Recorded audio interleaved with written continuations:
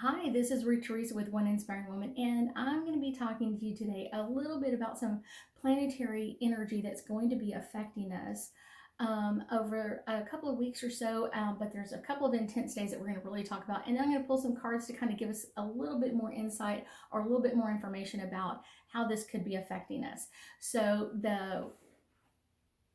what we're talking about today is the Eta Aquarids Meteor Shower, and that actually starts April 19th and runs through May 28th. And it's a really interesting one. It's actually more visible in the Southern Hemisphere because of where it kind of rotates around us or kind of passes us by. So in the Southern Hemisphere, you're going to have about 60 meteors per hour. In the Northern Hemisphere, we're only going to have about 30 at its peak. It really does peak the night of May 6th and the morning of May 7th. But because we're going to have our moon in a last quarter cycle at that time, it's going to make it a little bit too bright to see really a whole bunch of them, but we will be able to see them. Some of the kind of hints are go out as far as you can away from any light pollution. It's one of those, the further out you go, the better off you're going to be able to catch some of them. I love to go out and see if I can catch some from time to time, so that's one of my crazy things I love to do.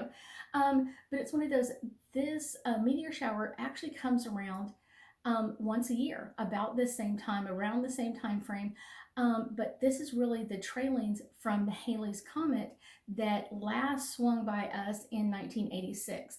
And it's one of those, it's not, you know what I'm saying? Like, it's not a major one, but because this comes at us every year around this same time frame, kind of like the middle of April to kind of like the end of May, what happens is that it kind of keeps bringing back stuff from the past because it's picking up the stuff from Halley's Comet as it comes around. It's kind of like, here, let me give you another dusting of this.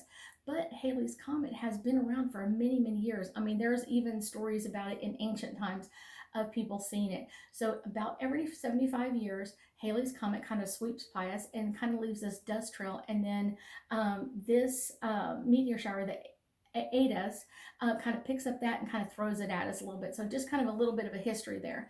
And because of that, we can kind of hit that kind of reset button a couple of times, or it might bring us back to things that we thought we kind of dealt with back then, and it may just bring up some old stuff. So let's pull a couple of angel cards and see what other information is out there for us, okay? So the first one I get is all about miracles.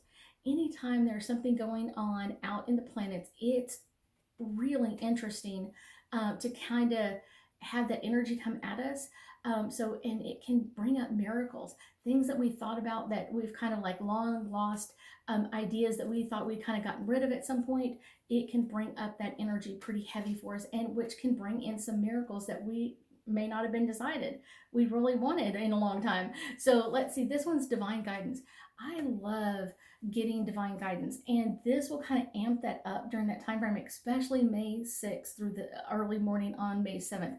This is going to amp up our divine guidance, kind of getting more messages or getting more information. So that is always a really cool one. I found an upside down card, which is a no-no for what I'm doing. And then this one is all about support.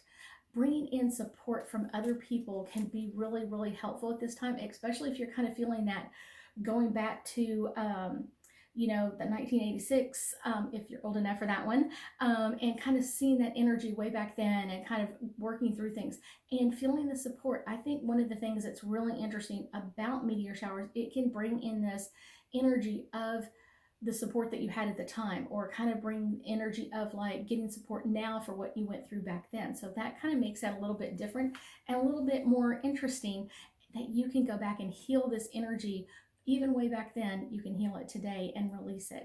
I thank you so much for joining me, and I know we'll be talking again soon.